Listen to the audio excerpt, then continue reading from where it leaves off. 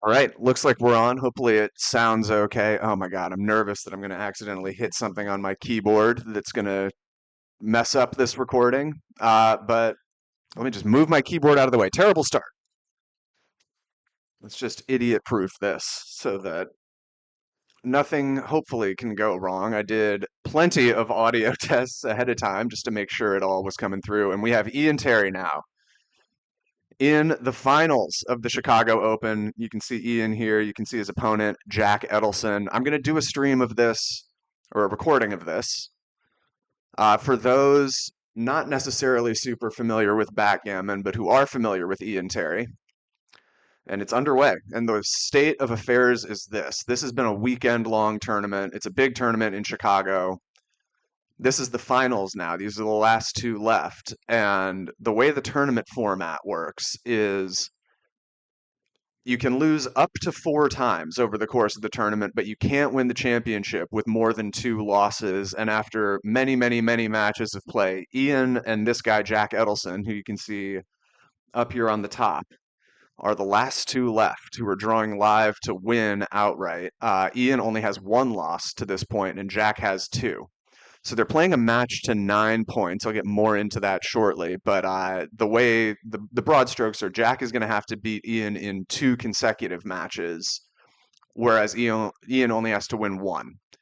And so if Jack is able to do that, he'll win the championship. If Ian wins either of the hypothetical next two matches, he is the champion. But he could just close it out in the first one because that would put Jack down to three losses and Ian would win with a loss to spare, which would be very strong. I've been watching plenty of this. I've done a couple other videos on this to this point.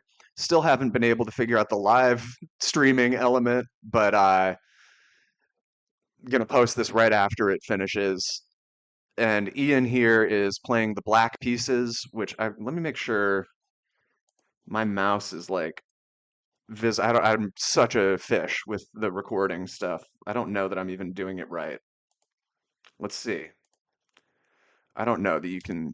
Oh, this is why. Because I'm slowly learning this myself as well. I'm sorry. I'm using my mouse on the screen recorder side and expecting it to show up when this is the mouse that I want to be making visible.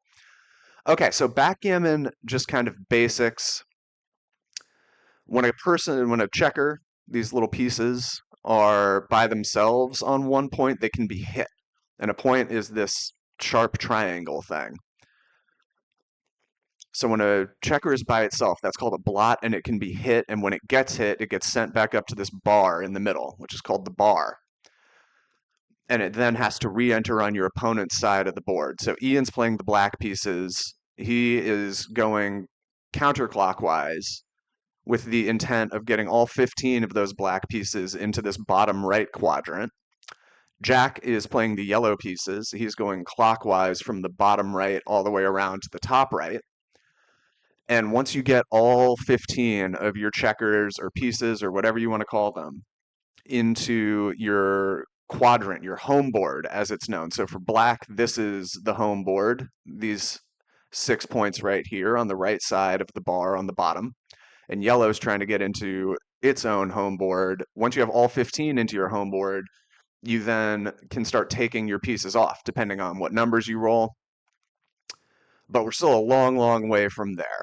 Uh, Given the opposite directions that the pieces move, and given how hard it is to avoid leaving pieces by themselves, there is often a lot of contact in games of backgammon. It's very exciting. The tables can turn very quickly, and there are also ways that I'll get into as they come up where you can win multiple points in a single game. So even though they're playing to nine, and it could theoretically require winning nine separate games to achieve that victory, in all likelihood, there will be some multipliers that come into play. Now, unfortunately for me and for the viewer, they're using what's called a baffle box to roll the dice. That's this thing right here, this big gray tower.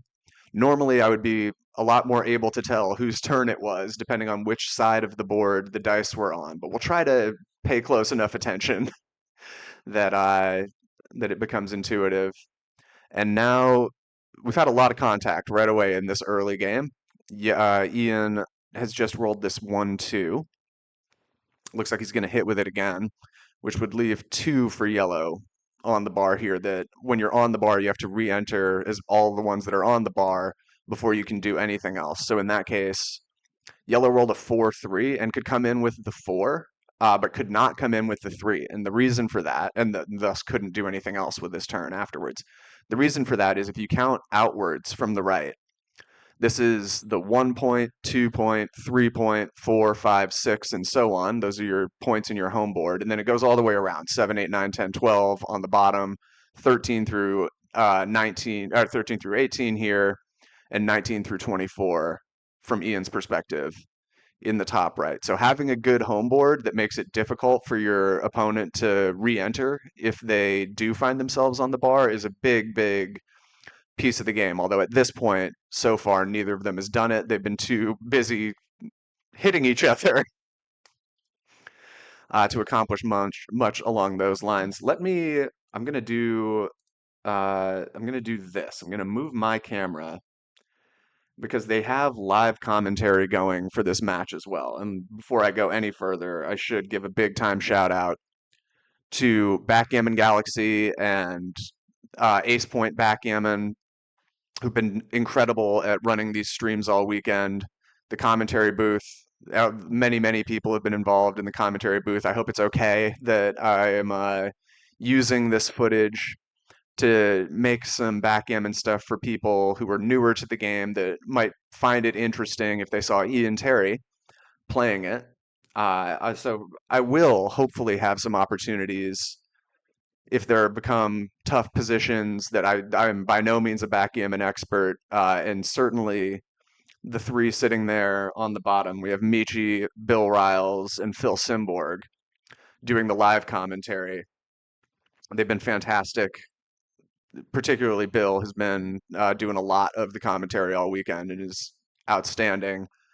Michi, I haven't seen in the commentary booth yet, but that is tremendously exciting to me. And if you are a backgammon player, uh, no reason to be listening to me right now when you could instead be listening to what Michi and the rest of the crew has to say about this. But in any event, I am reluctant to even dive too far into the technical ins and outs of this position because I am just not a good enough player to be super well versed at a position this wide open. Backgammon is a complicated game in its like granular level, although a pretty basic one in general. The long and short of it is you roll two dice each turn, and then you have to move based on however many, well, based on the dice that you roll. The Baffle Box causing more problems, it seems like, than anticipated. And so Ian is currently on the bar. Now he has two on the bar, and now yellow does have a really good home board. So Ian has to roll a 4 or a 5 to come in. So we see he rolls a 5-1. So he comes in on the 5 here, which is the yellow 5 point. 1, 2, 3, 4, 5. But any combination of 6 and then 3, 2, 1 would mean Ian has to stay on the bar and can't do anything else. And with that in mind now, Ian has one on the bar already. It's yellow's turn about to roll, and Ian has this guy wide open to potentially be hit by a 2 or a 3. And now we're going to see the doubling cube come. And so this is one of the ways that you can win multiple points in a single game, which is with the doubling cube. And so what's happening here is yellow has offered to either we play on and now this game is worth 2, or Ian can just like fold right now and lose the 1 automatically, but also not risk losing even more by playing on and potentially losing more multipliers that could put him down 4-0 or 6-0. So a tough spot for Ian. I am guessing this is not a take. I think he's going to drop and just lose the 1 straight away. He's going to know a lot better than I am about this. There's still plenty of game to be had, but the threats are pretty real. He does end up just passing the cube, so it's going to be 1-0 yellow right now.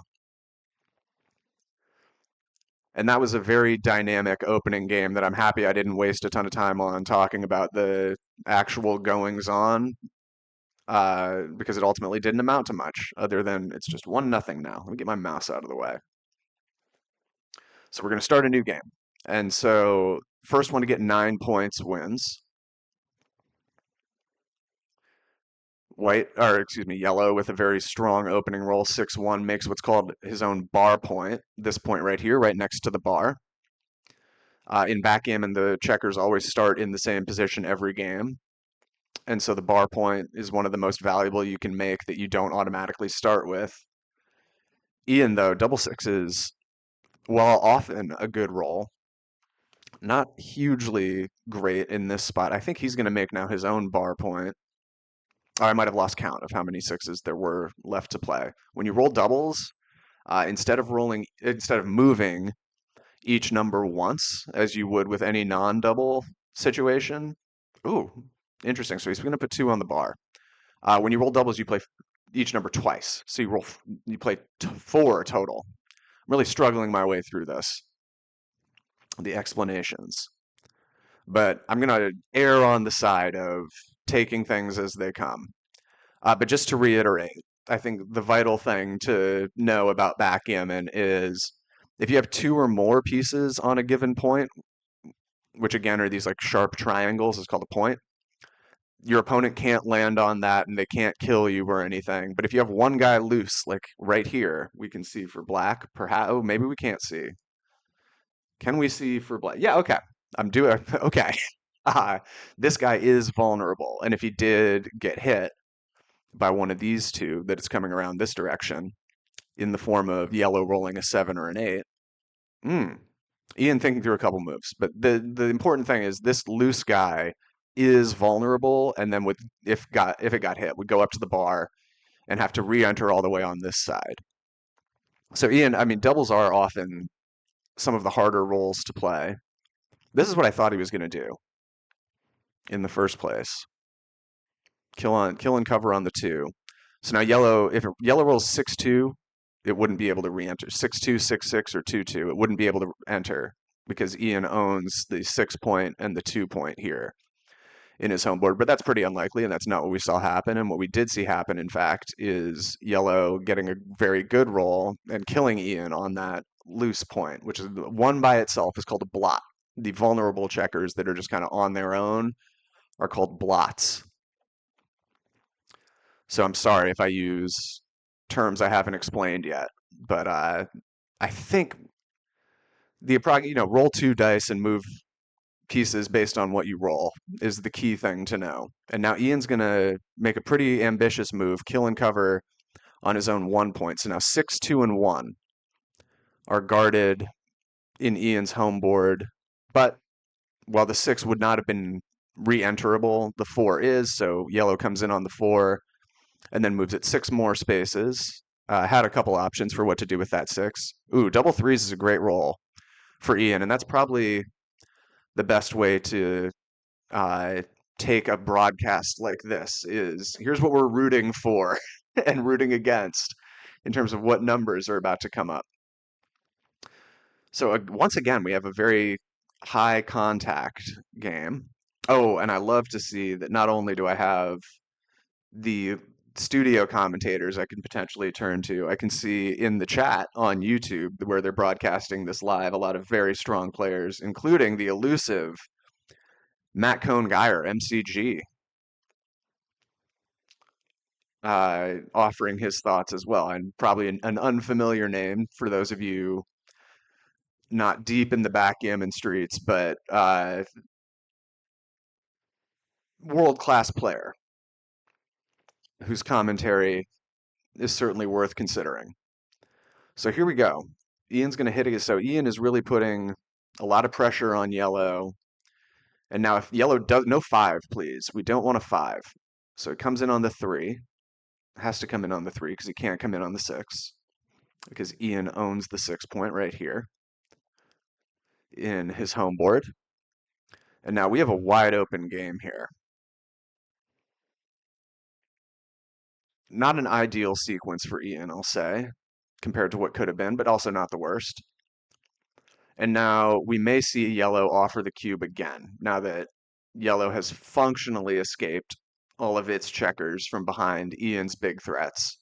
But Ian still has these guys behind this very intimidating looking structure as well as some vulnerabilities in the form of this blot could easily get re-hit. There's nothing he can do about that. And so what he is going to do is these are both very vulnerable pieces here. And I do wonder if he's going to make what's called an anchor on the yellow side of the board. A very good defensive sort of structure to have. Is yellow going to cube anyway? No, yellow's going to roll. And he does find the double hit. Okay. So Ian is definitely on the defensive at this point. Double fours would be great. Ooh. So he can come in with the four, but can't come in with the six. The six is the only number he couldn't re-enter both with. And now yellow might find the cube. Yellow is threatening what's making many points in a row is called a prime. And so now yellow's about to roll. And with a four or a six, he can cover this point. And now Ian is stuck behind a pretty meaningful prime. He's probably going to advance those to the 5 point to yellow's own 5 point here, and then four down. So Ian very much up against it here, and rolls a 6-5, so he can't even bring in this checker from the bar because the 6 and the 5 were the only 2 points that yellow is blocking re-entries upon. But you know, 6-5, 6-6, and 5-5 are all rolls that are in the cup or in the baffle box, I guess.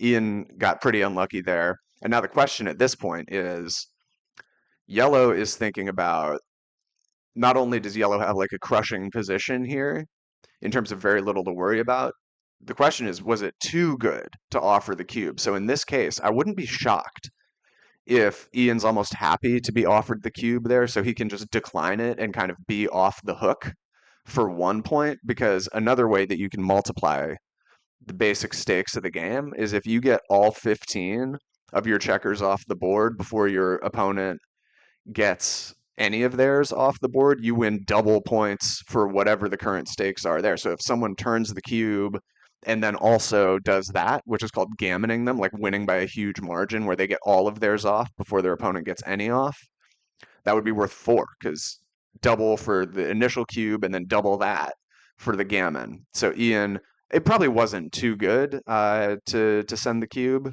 Ian unlikely to fail to get one off before yellow got all of theirs off, but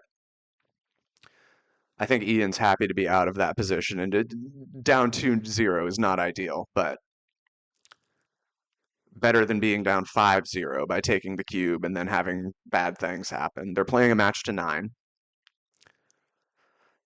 Ian not rolling as hot as one would expect based on his rolls to this point. And he's also, don't get me wrong, he's also played very well, but he's rolled extremely well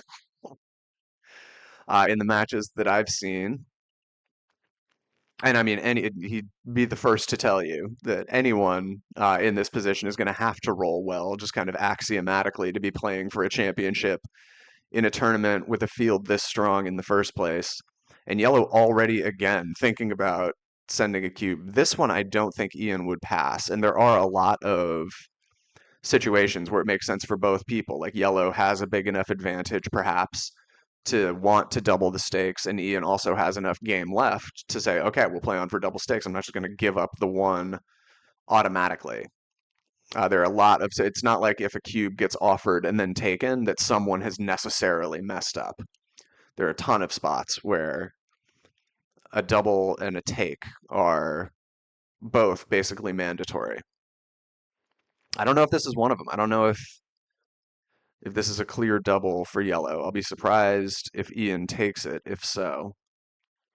I guess my camera's over the top of it, but his opponent, Jack, is thinking deeply about whether he wants to offer the cube or whether he wants to roll. And the way it works is when it's your turn, before you roll, is when you would theoretically offer a cube. He does offer the cube, okay, and Ian's going to immediately take it. And we can see that Jack does not hit on either of those blots. So Ian's still at a disadvantage, but happy to have survived that. And now going forward, Jack couldn't just, like, if you find yourself in a great position, you can't just keep doubling every turn. Once you offer the cube and your opponent takes it, your opponent now has sole possession of the cube going forward. So if the tables were to turn in Ian's favor, he could then redouble from 2 to 4, or at least offer to do so. But Jack can't now use the cube until Ian perhaps sends it back. But fortunate set of rules here for Jack. And Ian is now going to be looking to re-enter on either by rolling either a 1 could bring him in here, or a 4 in a perfect world, in most cases, would bring him in here. Ian definitely wants to re-enter before Jack is able. He doesn't want to keep missing. Okay, so there's a 1. He doesn't want to keep missing and letting the yellow pieces come around unthreatened because he's stuck on the bar the whole time and can't do anything. In the meantime, if you have any pieces on the bar, you have to re-enter as many as are on the bar before you can move any of your other pieces. So getting your opponent onto the bar when you yourself have most or perhaps all of your homeboard points locked out is just about the best situation one can draw. You just get to keep taking turn after turn after turn in complete safety. So Ian's looking to see that not happen. How about a loose 4? A loose 3 rather. And that is it. I miscounted. But that was the that was the miracle sequence. That was the miracle sequence. Ian was able to jump 3 and then 4, and now we're seeing him recube. The tables have turned because Ian was able to get the very lucky hit there, and then Jack, as we can see, rolled a 6-3 from the bar, and the only points Ian owns on his home board are the 6-point and the 3-point, but the 6-3 is in the baffle box sometimes, and that's what happened to Jack. And now Ian, who, yes, has this vulnerability in his home board, but he can cover it in most of his next rolls, and also is looking directly at if he rolls a 1 or a 3, he could kill again and put another of yellow's pieces back up on the box. So that's a great example of the game is such that the tables can very realistically turn very quickly, and that's what we just saw happen. And so Ian offered to recube, and at that point, Jack was so far behind. The position had turned around so drastically that Jack just passed that. So now Ian gets the 2 points because the cube had already been turned once, and they were playing for double stakes already. So now it's 2-2. Looks like they might be taking a quick break. I don't know how to. Oh boy, this could be bad because I don't know how to pause this video or anything. I'm sorry about that. I might have to just sit here, filibuster. I'll try to put in some timestamps of when they get back from the break. I'm guessing it's going to be like a 5-10 minute break, and the commentary panel is maybe even less. Maybe it'll a couple minute break. What I'll do, I'm sorry, I'm not going to know how to edit this out after the fact. I'm just going to let this roll. I myself am actually going to take a moment and hopefully not miss them coming back. But I'll put a timestamp on the break part and then just skip to the next chapter whenever you're watching this. I'm so sorry that I'm such a complete amateur at both backgammon and streaming backgammon, but I will be right back as well. And when they get back from break, it'll be 2-2 in this match to 9. And once again, just to set the table, if Ian is the first one to win 9 points in this match, he is the champion of this tournament, which would be a big deal. Oh, Jack, it looks like Jack's already ready. Or close. Oh, here they go. Okay. Crisis averted. All right, on to game 3. So they both won double points in the first 2 games. They split those. Okay, we're back live, right? Yes. It's 2-2, and they're rolling more. Okay, so an anchor now from yellow in Ian's home board. And having an anchor in your opponent's home board, which of these two that just came together here, are is a really useful defensive tactic. Because when you then get put on the bar, having an anchor in their home board means you at least own 1 point that you can comfortably roll in on. Oh! So 6-6 was the only disaster roll for Ian there. He was re-entering from the bar and needed to roll anything other than double sixes. But he did find the double sixes, and, to be fair, in the previous game, he just got 2 points off of his opponent doing something similar. And this is going to be a lot less expensive for Ian. Jack already thinking about cubing. He has a nice attacking position on his side of the board, as well as an advanced anchor for defensive purposes.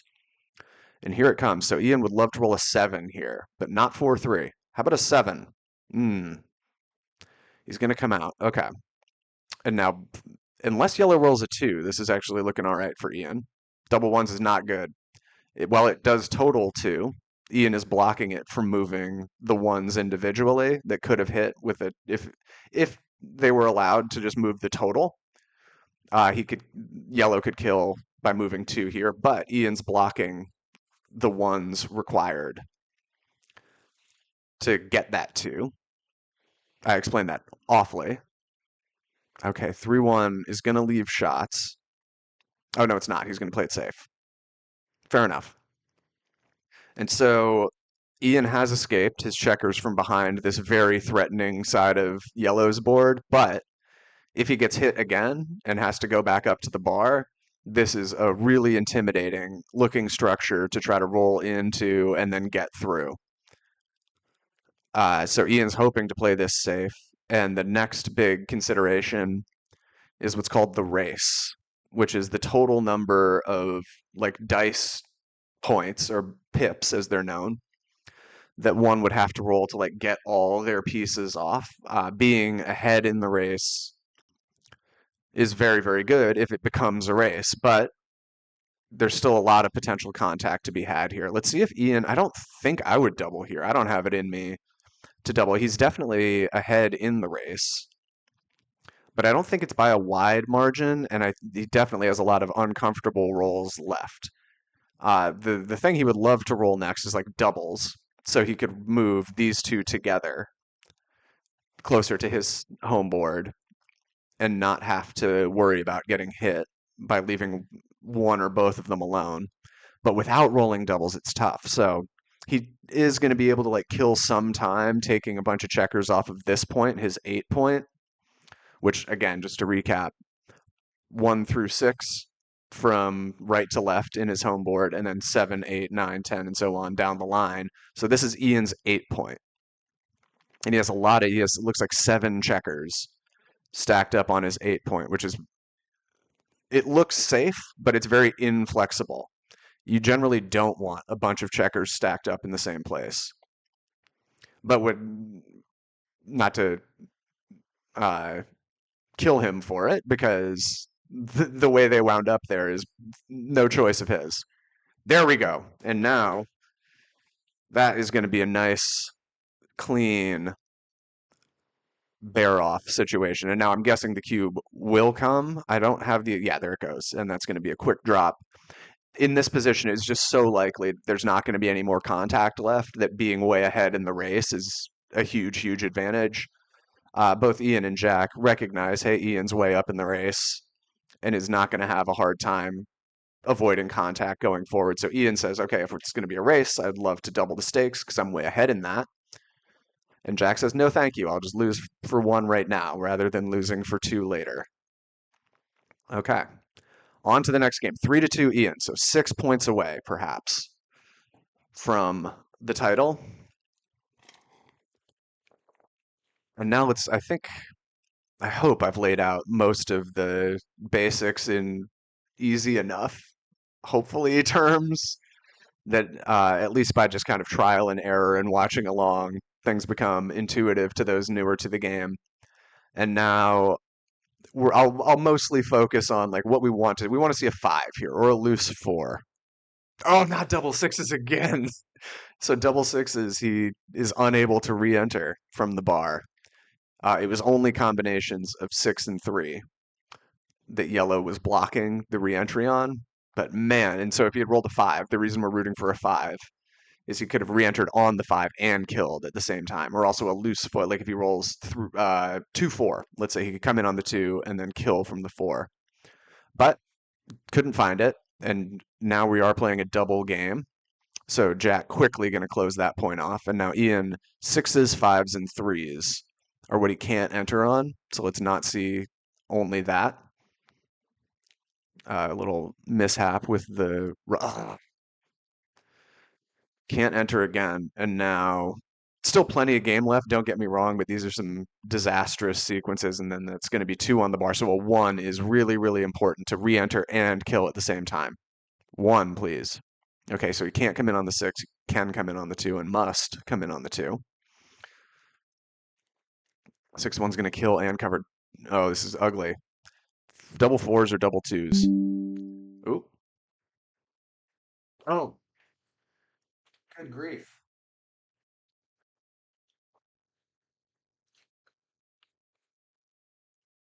Oh my goodness, I forgot to even plug in my computer when I brought it in to set up, and I just got the power saver alert. But I have thought to finally plug it in. Okay, this is bad. Ian needs double twos very quickly, or he could easily lose 4 points in this game. So that's at least 1-2. He needs to get both in. If yellow is able to close out that last point before Ian gets both in, this is in all likelihood going to be a gammon for yellow, which means yellow is probably going to be able to get all 15 of their pieces off before Ian gets any off. And given that we're already playing for 2 points here, as we can see with the cube having previously been offered and accepted, it's already a 2 point game. And if yellow were to like close Ian out and then get all their pieces off before Ian is able to get any off, that would then make this a 4 point game, which we do not want to see happen.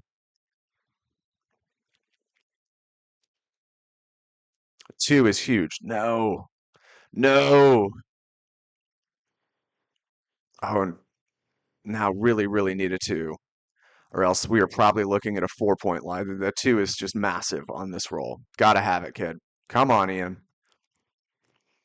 Otherwise, in all likelihood, yellow will complete their home board. Need a two.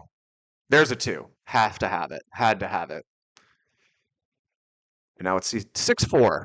It's in there. Ah, I was rooting for yellow to somehow find the number that couldn't re-enter, but instead double twos is bad. So double twos is going to switch over and kill again. And now Ian really needs fours at this point. He needs to re-enter on a four. That's not it. But the good news is yellow is going to have a hard time closing out the whole board at this point. So at least that has gotten slightly better, but still looking grim for Ian. Unless he like squarely double fours would be a beautiful, beautiful roll in this position. But gotta say, just 1-4 is good. That's not it. Uh-oh. Uh-oh. Let's see. We're really rooting for fours. That's the key takeaway in this spot. And were he to not roll a four for a while, he will probably lose aptly 4 points in this game. Again, because it's already a doubled game, and then losing by an extreme margin would then double even that. So it'd be a 4 point loss if he were to get closed out of this home board. But that's not going to happen. He's going to roll double fours effortlessly, is my prediction. So let's wait a moment for that to happen. Jack looking at some of the more intricate technique.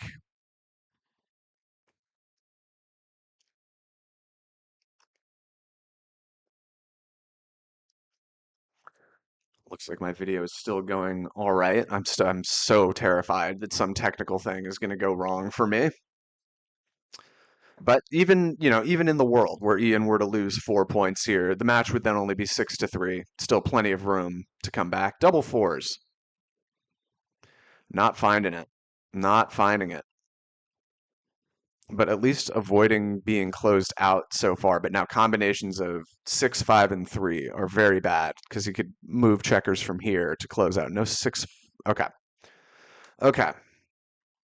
So yellow just kind of bringing its pieces around while Ian can't do anything because he's not rolling any fours. So he has to just hang out and wait. Double fours have got to be in there somewhere. Come on. Feels like he's overdue for it at this point. But at least we're avoiding getting closed out. That's big. Double fours, though, would be right on time. Come on. Can't roll. Can we get four at some point? Would A4 be terrible? Ah, okay. So now yellow has closed out the board, and now there's not even any point in Ian rolling anymore because there are no numbers that exist that he could re-enter with. Double sixes would be awkward for yellow. That's not it.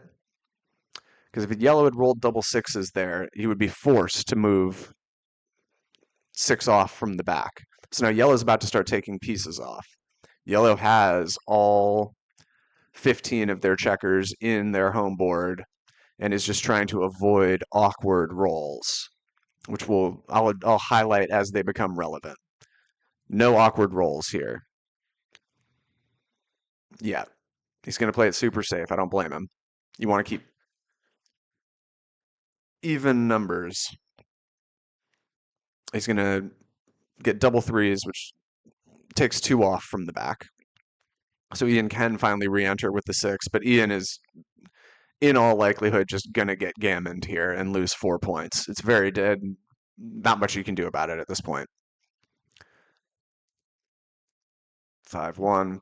Yeah, I mean he has to get all 15 of his checkers into his home board before he can start taking any off. And yellow's already very close to being done. So we'll see. We'll see if Ian can save it. He'd have to roll a lot of big doubles to save it.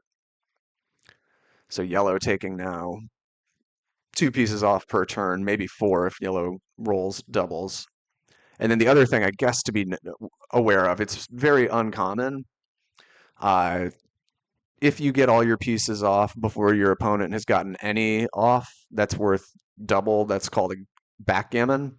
If you get all your pieces off while your opponent still has one in your home board, that's a backgammon, and that's worth triple points. But Ian avoided that. He was able to clear that last guy out of the home board and not have to risk the backgammon. But as we can see, yeah, that's a 4 point win there for Jack and the yellow pieces. So not ideal for the Ian Terry fan club, but still plenty of room, plenty of game left.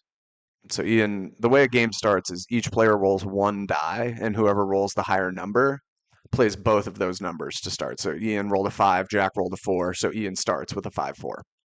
Now 5 is big. Oh man, he is really not connecting on these. I think it's all, 3 games in a row now. He's had a shot to kill and cover on the or to kill on the 5 point in spots like that, and has just not been able to connect on them. But that's all right. Still a lot of game left. He does make an advanced anchor on his opponent's bar point right here,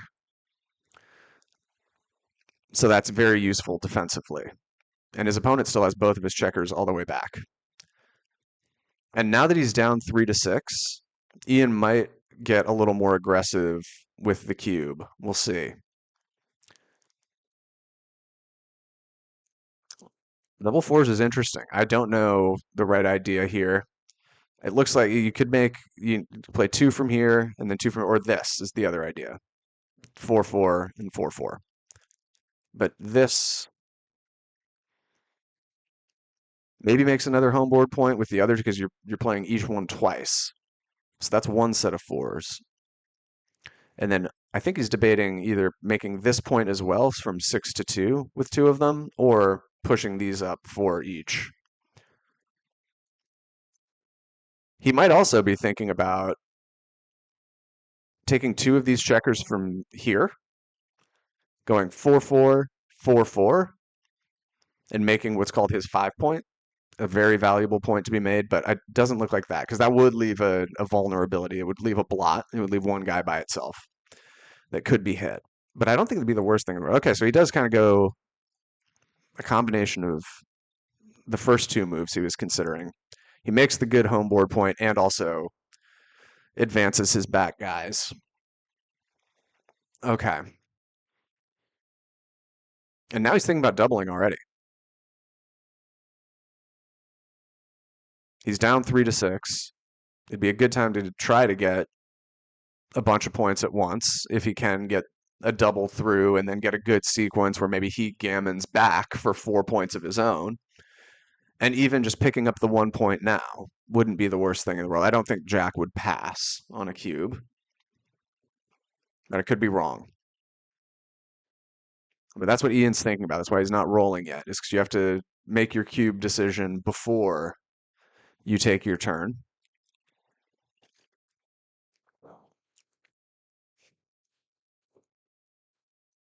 He does send it. We'll see what Jack does. I think he's going to take it. He's making sure, and he does take it. So we're now playing for 2 points again. Double twos. Probably, I think is going to make, it's going to go two and then make that point and then one down from there. Yes, I agree. Double fours. Does find a path around with one of those back checkers, but the other one could come up to here, but then would get stalled out. It couldn't move four again. Double twos again. Are we making the bar? Are we making the, yeah, he does make the bar. He does it in a cool guy way with the checker movements, so it might have been a little confusing visually. But very, very good situation developing for Ian here, where he's essentially escaped all of his checkers from Jack's side of the board. But Jack still has, I don't know if this is super, it looks okay. Jack still has this loose guy back here that he's now trying to bump up a little bit so that with a six, hypothetically, he could escape. But Ian has a lot of good rolls. Let's see if he can find one of them. Oh, Jack's still in the tank. So I'll come right out and say, I mean, this is a super, super critical game, especially now that the cube has been turned. Because if Jack were to win, he would then, worst case scenario, be at 8 points in a match to 9. And that would be tough to come back from, but not impossible. Down 8-3 for Ian. But if Ian wins this, then his worst case is being down 6-5, and maybe he finds a beautiful sequence where he can win a gammon on the already doubled game and get a 4x of his own like Jack did last time. So we'll see what happens. Jack is still thinking about the 1-1. I'll let the commentary booth chime in here for a minute. Let's see what they have to say. Also says you should move your checkers very clearly. But enter first. It eliminates. Sounds like they're having some perhaps some audio issues of their own. So maybe oh, that's a very good kill and cover, make the homeboard point, and make another homeboard point. And now this is how magic happens for Ian here. So no 5 or 1 first. Oh, he does get the 1. But now something like 6-1, double sixes, double threes, 5-3 kills and cover again. So no 5, and we are looking potentially at a gammon. Oh, gross, gross, gross. Double fives is the magic roll that gives Jack complete freedom. And now we have just a pure race in all likelihood. Oh, what a joker. That was the magic roll for Jack. Oh, man, that was a promising, promising situation for Ian. He's still slightly ahead, but now it's looking like it's just going to be a pure race. So we want just big numbers, big doubles. The bigger, the better at this point. And hopefully we can get this match back down to 6-5. So big, big numbers. Those are not big. But this is, in all likelihood, just going to be a pure race. And this is a hugely important pure race. There's not going to be any more contact left, in all likelihood. So it's just who can get their pieces off first. That's a good start. There we go, Ian. Well rolled. So Ian's got to get his last guy into his home board, and then he can start taking his pieces off, depending on what he rolls. As can Jack. Once Jack gets all of his into the home board. So come on, heavy dice. He's going to, for technical purposes, bring it in there. Fair enough. So that's gin right there, is we want a lot of low numbers for yellow and a lot of high numbers for Ian. Especially high doubles, but that'll do. That'll play plenty fine. And now Ian has a pretty strong position here. He's already got pieces off. You can, I guess, see them a little bit down here is where he tends to keep his, and there we go. That's 3 off with double threes. So that's huge. Oh, double threes of his own is 3 off for Jack.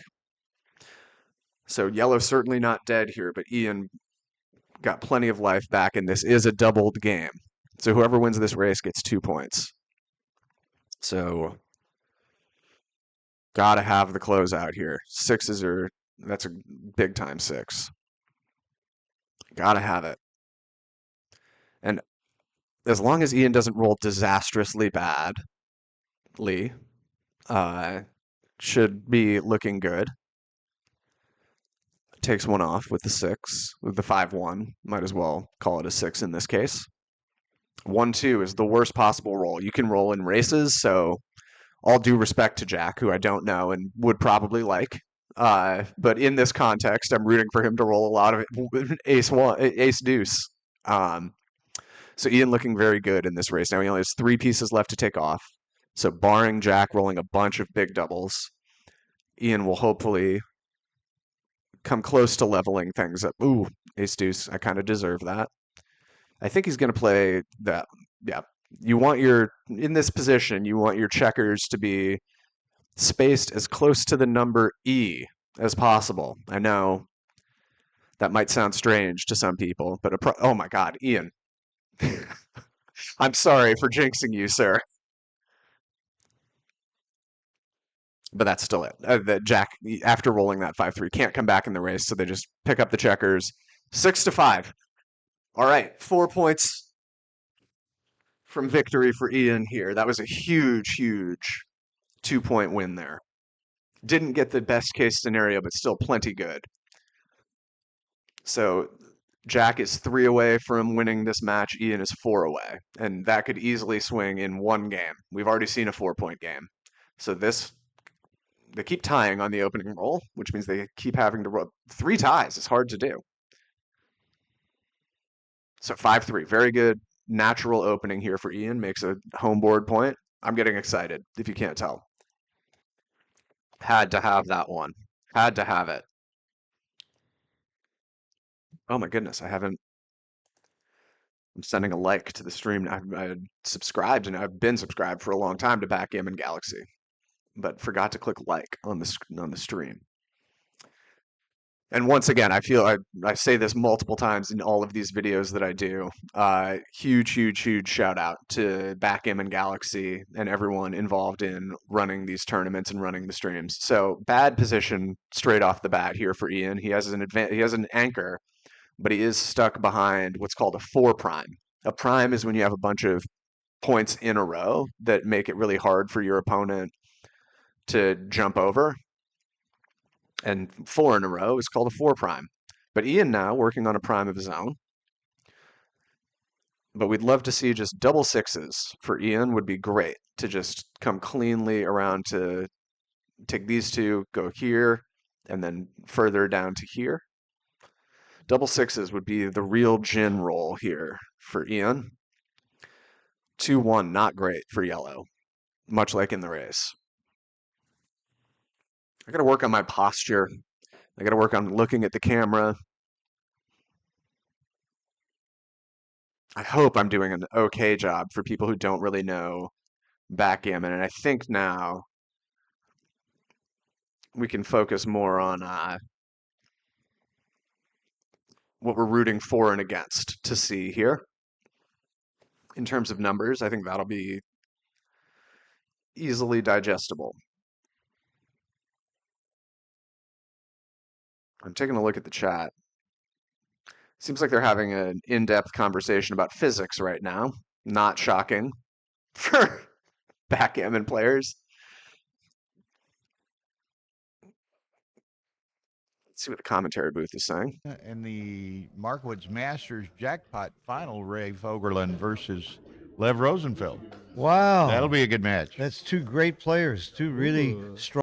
They're talking about the finals of different event that's going on. This is like the main event of the tournament, but there are other side events. And you can see plenty of people. Oh, I guess you can't because I've blocked it with my own camera, but behind Jack and Ian, there are people playing in other tables. I guess less so behind Ian than behind Jack, but I promise it's happening. I've been to one live backgammon tournament. I went in Boston in 2017, back when I lived up in New England. It was awesome. Had a ton of fun. I was nervous as hell during the first game, during all the matches I played. But the first match I played was like a $25 buy-in, like, oh, 4-person tournament or something, and my opponent was like an 80-year-old, and I was shaking like a leaf. Oh, I can still remember it. I lost. But awesome time. Ian, no stranger. I'm sure most of the people at all these tournaments are no strangers to backgammon tournaments, and this is not a good start here for Ian in this game. But still, I'm still no cube offered, no doubling cube offered by Jack. I'm guessing it would be an easy take for Ian, and that's why it's not being offered because it's probably not warranted. So he can escape that one, but the 4 is a bit awkward. I guess it's just got to be there. Got to be there.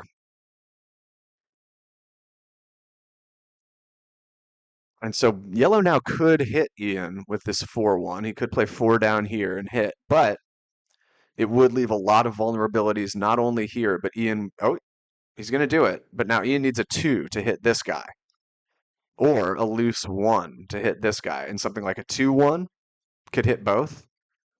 Double ones could hit both and cover. So in on the 3, and then where's the 5? Ugly, ugly, ugly. Oh, man. I guess it's just 5. Or do you do 5 cover? 5 and cover here? From the bar point, from here to here? This is a gross 5. That's maybe it. Because while it's not beautiful, mm, he does go. Okay, he does play down. Fair enough. So a 1 would hit Ian. Oh, and it's the. Oh man. Oh, but it's a. He might make this point instead. He could kill and cover, which is what I thought he was going to do. But this might actually be the superior decision. Makes the 5 prime. I don't know. I'd have a hard time not doing this. But I'm not nearly as good as Jack, so I will take it as fact that the idea being close to him means I'm the one missing something. Because I wouldn't even think about it because I don't know enough to think enough about this spot. Okay, Ian. And a play isn't submitted. You can move around the pieces and see what it looks like and try things out all you want. A play gets submitted when you hit your clock. They started the match with 18 minutes each. The conventional 2 point. Let's see what the chat's saying. Let's see what the commentators is. The chat's saying hit. Tremendous joker. And the aforementioned Matt Cohn-Geyer, who I will take as gospel, failing everything else, is saying hit and cover seems good. Oh.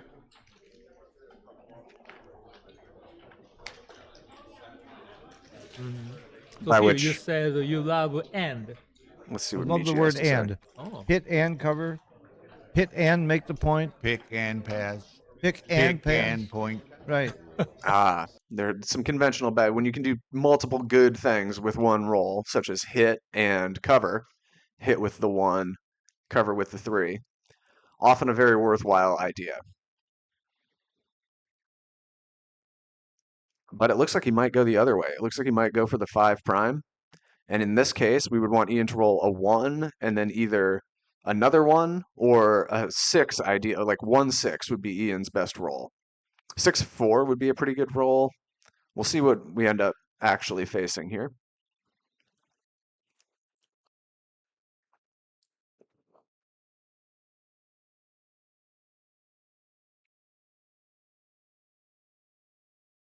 I guess me sitting here in silence is less good. But we don't think it's close. We think it's pretty clear to hit and cover. At least Michi and Bill and I did. All right, the panel thought it was a clear hit and 6-4. High off, fly shot. There we go. There we go. And now a 2 is bad. A 2 would kill this guy. Ah. Or he might not. He might come in on the 5 and then play the 2 there. Because if he were to kill this guy, Ian would then be able to shoot at this guy with a 2 of his own. So let's see. He's going to come in on the 5 and play that. Okay. We got a game. We got a game. 4-1. You'd like to be able to cover this so it's not a vulnerability going forward, but this does seem inflexible. He's going to cover it. I wouldn't be shocked if he played 8-7 though with the 1 instead. We'll see what happens. You may want to just shore that up straight away. We'll see. Maybe 8-7 is the other thing. This is going to be, I think in all likelihood, this is going to be for maybe he plays 5 all the way down from here. I don't see what that accomplishes versus it's either going to be 12-8, 3-2, so 12-8 right here, and then 3 down to 2, or just 12-7 all the way to his bar point, and then hope to cover that next time. 12-8, 3-2. Okay, let's not see an 8, please. Is yellow going to cube it? Is yellow going to cube? Let's see what the booth thinks. Edelson has 2. So if Ian wins, he's the champion. If Jack wins, they have to play again. Interesting. Yeah. They're thinking about a Again, cube. Jack is considering a cube.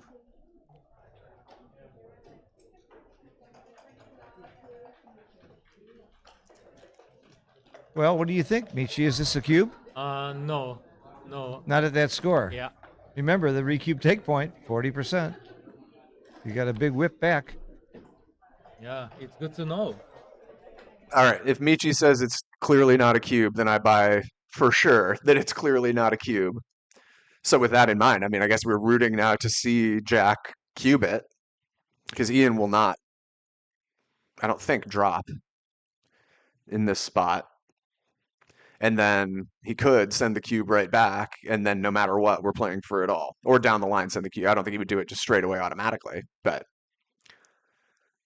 opening the door for Ian to get 4 points in this one game and then win the championship from there would be pretty risky for yellow here. So Michi says it's a clear no cube. I'm definitely going to believe him. With all due respect to everyone else in this room, I don't personally know anyone who's playing better than Michi. Other than, oh, cube comes, Ian snap takes. Let's see what happens. Taken. Okay. Cube comes, bad cube. Double ones is not good, baby. Not good for yellow. Not good. Oh boy. We got life. Oh boy. I'm going to let the commentators explain this a little better, hopefully, than I will. So yellow, okay. We got life. Some sort of big doubles. Double sixes would just be the nuts right here. Double fours. No, not those doubles. Not those doubles. We needed double fives or sixes. Double fours are a bit awkward because now yellow's going to be able to bring them all around.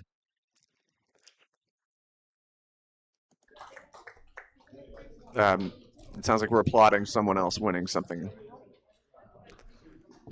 Oh boy, double sixes for just the absolute clutch. Absolute clutch Yep, double I like sixes this here play. would just be incredible stuff. Double six. Oh, no good. Double sixes. Yeah, black doesn't have many good rolls. Ooh, Oh, good wow. coup. That's a very bad one. Yeah, that's the only choice. That's a very bad roll. Oh man, double sixes would have just been glorious. Escape these back checkers and kill here would have just been admittedly a long shot and a bit greedy on my part, but boy, was I feeling it. I thought that's how this was going to go for Ian. I thought he was going to get the BB-14 run out of just like maximum glory.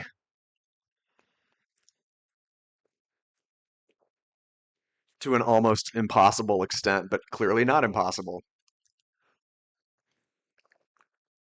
I'm switching between water and iced coffee now at this point. This might be a long one, but we'll see.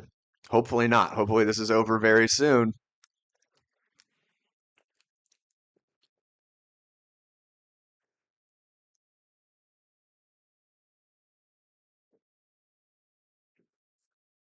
Four five. Does he want to? I don't think he wants to break the anchor. It's so risky. Yeah, he has to just play it safe. And now the really good idea on Ian's side would be roll double fives or double sixes very, very, very quickly, please. Like this roll, this next roll. So there's Ian's play. Here's Jack's turn.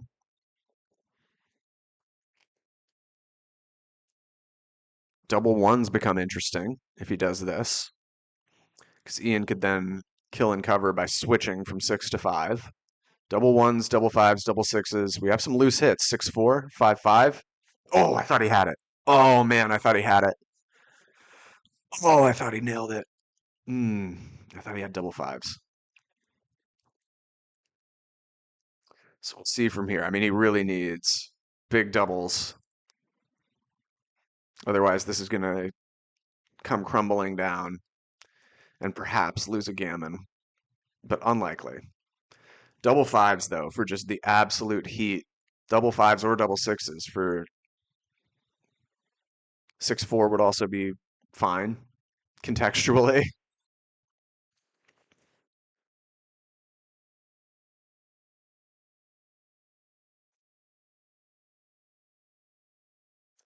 Jack, thinking about some technique side of things for yellow that I don't think are really relevant to my conversation. Double fives, double sixes.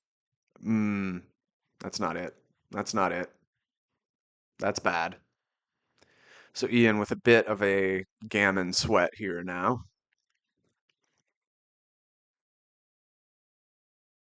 As in he has to sweat getting gammoned and losing 4 points and losing this match straight up.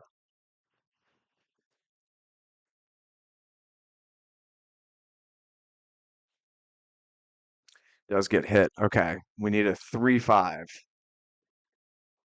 Nah, close. Not there though.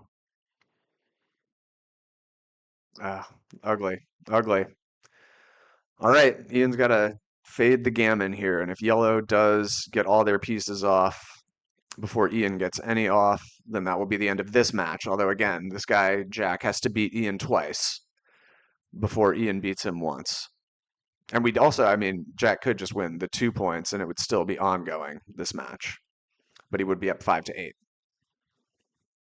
Or something fun and fluky could happen. There are definitely still some fluke rolls. But we can see there's no point in Ian even rolling the dice because he can't re-enter. Jack has his home board totally closed off. We have some fluke rolls, not yet. No fluke rolls yet, but hopefully we find some. 6, and he's not going to open the door for the fluke, right? He's not going to take 2 off, is he?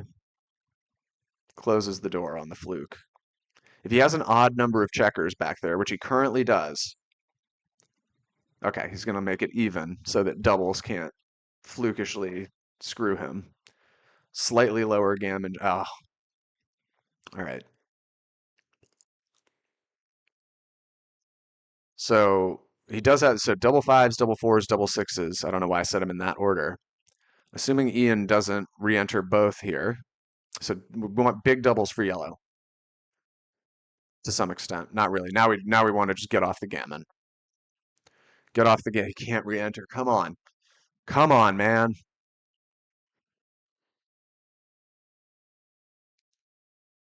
Is he gonna pull 2? Is he gonna take 2 off? He says so Jack is now weighing, do I want to play it super safe and win fewer gammons, or do I want to take a small risk and potentially win more gammons? So he's played his first 2 3s. He's going to take the risk. He wants more gammons because gammons just end the match here. So Ian in on the 5, and now we want to see a 1 is the key number. There it is. There it is. There it is. Roll a 3. Save the day. 3. Ah, can't find it, but at least hopefully going to be able to save the gammon now. We need no doubles for yellow. Yellow's off in 4 turns. Ian's got a lot of catching, a lot of work to do to get back around. Okay. Hopefully no doubles here for yellow. Okay. Two off from the back. You don't have to roll the exact numbers. If you roll higher than the exact number, you take just the furthest one back. No doubles for yellow. We need big numbers here for Ian. Big numbers. Okay, that's at least 8. 1, 2, 3, 4. And now no doubles 4. No doubles here for yellow. And we play on in match 1. No doubles. Okay. And now I think everything saves it. I don't think there are any bad rolls. 3. Yeah. Okay. We got one piece off. We managed to save it and only lose 2 points there. So now it's 8-5 in a match to 9. And the reason that 9 just got flipped over to the word Crawford is when your opponent is only 1 point away from winning the match, whatever the number is that is required to win, there would be theoretically very little incentive for a person in Ian's shoes right now not to just immediately send the doubling cube no matter what gets rolled. And for that reason, being 1 point away means you have to go through what's called the Crawford game, where if Ian wins this game, he is then allowed to start just automatically doubling all the future games. But the Crawford game means no, the cube is not available for either player in this match. Ian could still win a gammon, just it wouldn't be a cubed gammon, or a backgammon even perhaps to win more than 1 point. But the cube cannot come in this game. You have to kind of earn the right again to start cubing for no real reason. I'm not sure how long this break is going to be. Final has begun. Ray Fogerlin versus Lev Rosenfeld. Lev's from Israel. I'm not sure how long this break is going to be. I'm going to take a quick break of my own. Very exciting first match. Ian's got an uphill battle here, but I mean, 8-5 in a match to 9 is certainly achievable. He's got to win this next one and all the subsequent ones, but it's not like he's a million points behind. So still plenty live here to close it out in this match. And even failing that, they would start fresh, 0-0, another match to 9, and that would just be winner take all. So I will be right back as well and hopefully not miss too much. I'm just going to go make sure the dog's doing okay. This is going much longer than the previous matches, but understandable given the higher stakes. I'll try to add a timestamp in the video so you know where to skip ahead to. Okay, yeah. The switching over to the Masters final, which is one of the other side events that goes on. I would imagine this is going to be pretty compelling. Oh, I guess my camera's blocking it. Do I want to move that for the sake of... No, people are just going to fast forward this anyway. This isn't going out in real time anyway, so just I'll leave some sort of time mark to fast forward to for the rest from here.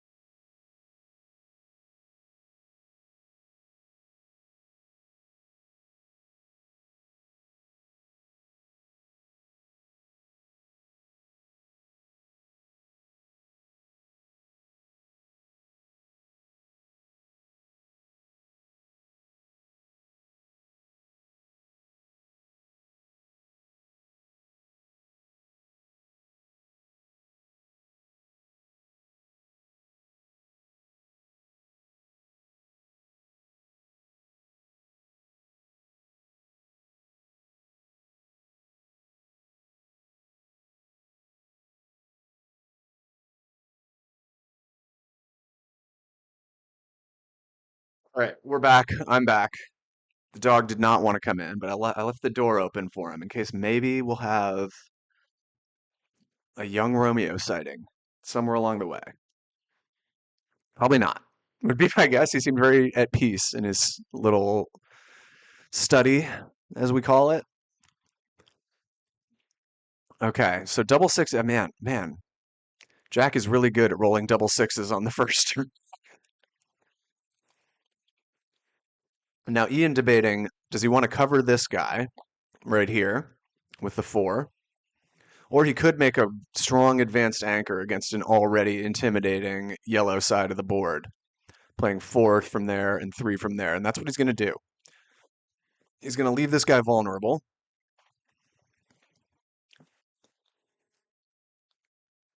Let me just make sure I'm not missing anything too crazy. Oh, man. Okay.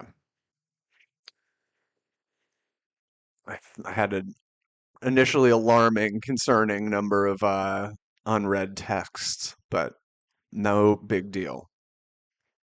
Okay, so we're back. We need to save this one, and we need to get up to 8-6, or ideally 8-7. If Ian could somehow find a gammon here and then get the automatic cube in next time, let me move my mouse.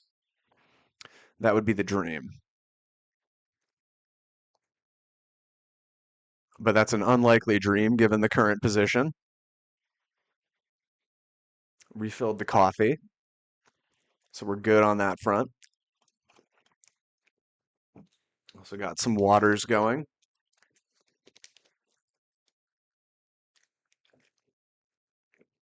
All right.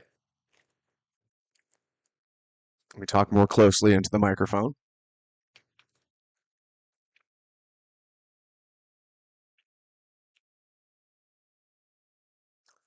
So pretty straightforward position now. They both have advanced anchors. I'm going to see if there's contact to be had. Let me run blow my nose.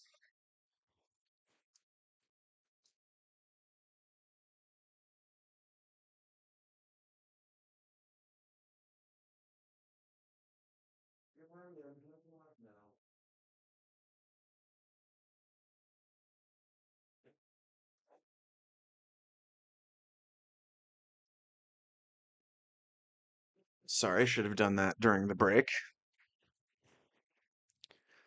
Okay, it looks like not a whole lot has gone on since then. What I should have done is just feign, I should have come back and acted like that was me returning from the break in the first place. Be like, oh, hey, I guess I missed some, and had everyone jump to this point. But live and learn. Oh man, Ian with an unfriendly roll here. Not sure what to do. I guess that is fine. You don't love breaking your own 6 point, but unlikely to be contact straight away. We'll see. We will see.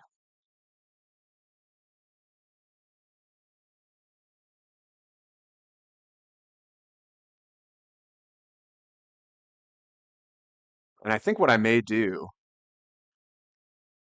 hopefully this it doesn't come to this. If we did end up having to play a second match, I might make a second video just so the run times aren't insane. But hopefully Ian just wins this game and makes the incredible comeback. We'll see.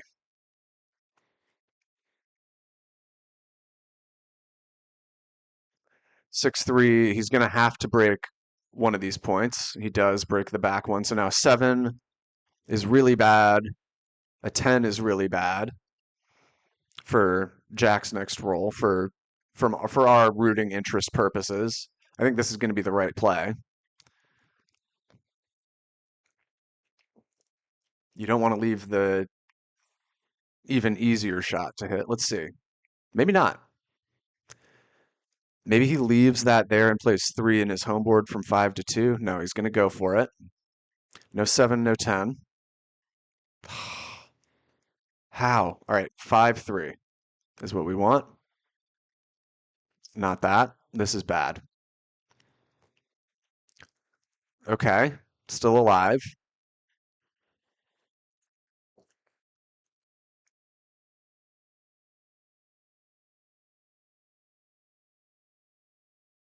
In with the 5.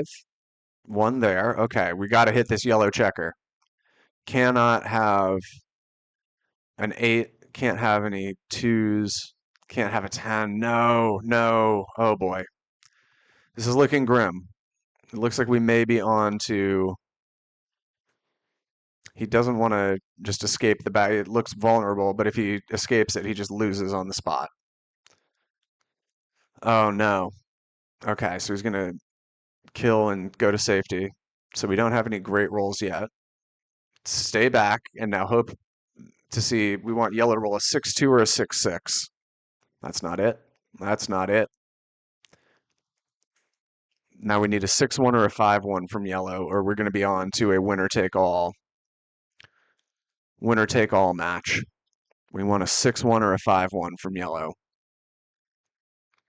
6-1 or 5-1. Nope. Reroll. 6-1 or 5-1. 1 up is big. Ah, that's not it. Okay, yellow is going to save it here, and we are going to be on to a winner-take-all. Fresh start, 0-0, match to 9.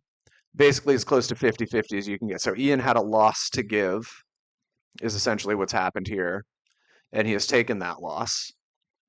And now we're on to a fresh slate of matches. I'm not sure. I mean, technically he could roll nothing but double 6s. I mean, this is a lost game and a lost match for Ian, but that's okay. He had a loss to give. And now we are going to go to sudden death for the championship. He shakes the hand. I'm going to start a new video, and they're going to start a new game, so hopefully I'm going to be able to do that. Sudden death. You know what? I'm not going to start a new video. We're just going to let it roll. This was an exceptionally long one. But why? If I started a new video, people would just go to that one, and I will have wasted all my time. Oh, if there's going to be a break, then I will start a new video. Let's see. Not look particularly encouraging for Ray. I have to re-explain everything. We're just going to let this roll. We're going to start a new video. Maybe I'll re-explain everything, I suppose. But we'll start a new video, and I'll just take it for granted that most people will probably start with that one when the time comes. All right. Thanks for being here. Go watch part 2 whenever that happens.